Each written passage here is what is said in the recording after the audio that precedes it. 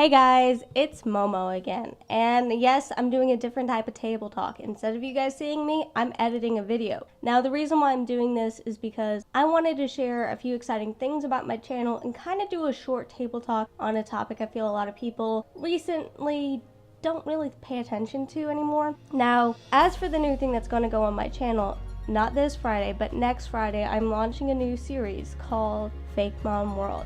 And yes, I will kind of be using one of my friends' series to kind of jump off. Thank you so much, Mystic Umbreon, for allowing me to use some of your What If Pokemon.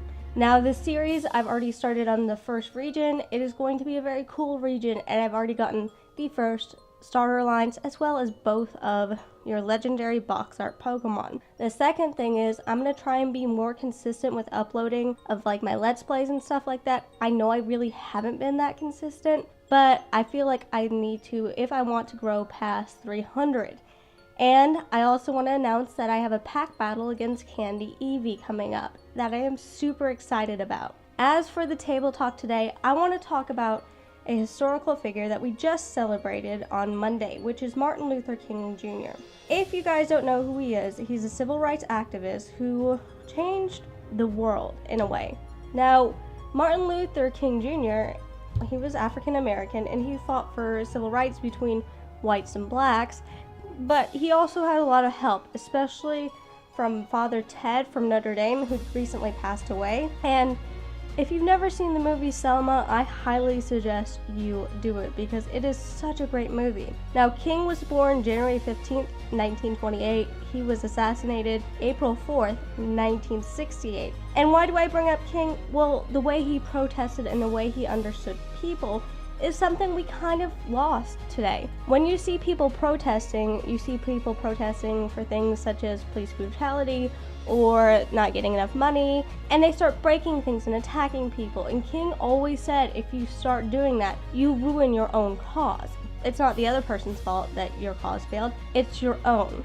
And because of that, I feel like when we look at people who are protesting and they're breaking things and they're destroying their own city, it doesn't make sense. It kind of spits in the face of Dr. King and what he stood for. And the greatest example I can give you is that Selma March, because they were going to be attacked. They just had somebody murdered by the Ku Klux Klan, and Dr. King refused to allow violence. He refused to let them clash with the police, and because of this, he became the great figure he is. And his peaceful protesting ended up doing more for the civil rights movement than any of the radical movements within that movement itself. And that's why Dr. King is so celebrated. And when I was listening to his niece talk a few days back, she was even kind of making that point that you can't attack people, you can't create yourself as the other, everybody must come together. And I feel like we've lost that as a society. We get upset and we protest, but we protest in a way that destroys our own hometowns. That doesn't make sense to me. I feel like if you're going to protest, you do it peacefully, you do it respectfully, and you kind of bring the community together. I think the greatest example of somebody trying to do this was the police chief. I believe it was in Kansas City. He knew that there was going to be a Black Lives Matter protest, and he said to the protest organizer, hey, why don't we make this an event where we meet with you, all the cops are going to come and we're going to meet with you and we all could have a discussion. And it turned into a great moment because the police were there, the Black Lives Matter people were there, and they had this conversation and they came to an understanding with each other, which is something I wish we could see more and more of, because not everybody who protests is doing it for a wrong reason, or they're not doing it because they want to loot stores or destroy their own city. Some people are doing it because they want change. And I don't feel they'll ever achieve that change if they continue to allow people to destroy their cities, because all it does is make the movement look even worse.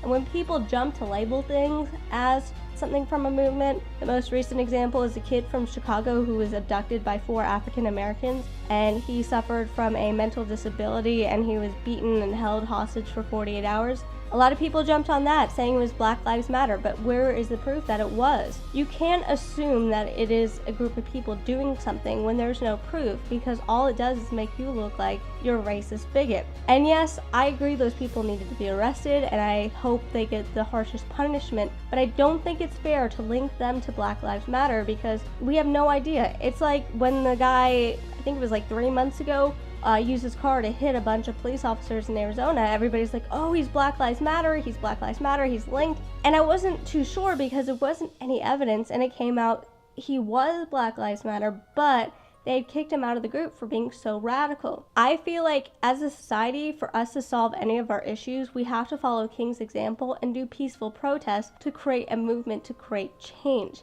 instead of destroying our own cities, because all it is a slap in the face of everybody else who lives there. Well, that's all I have for today. What do you guys think? Leave a comment down below and tell me what you guys would like me to talk about next week. Also, share this video with a friend, and if you're new, subscribe. I do a lot of stuff, and I hope you guys enjoyed. Bye guys!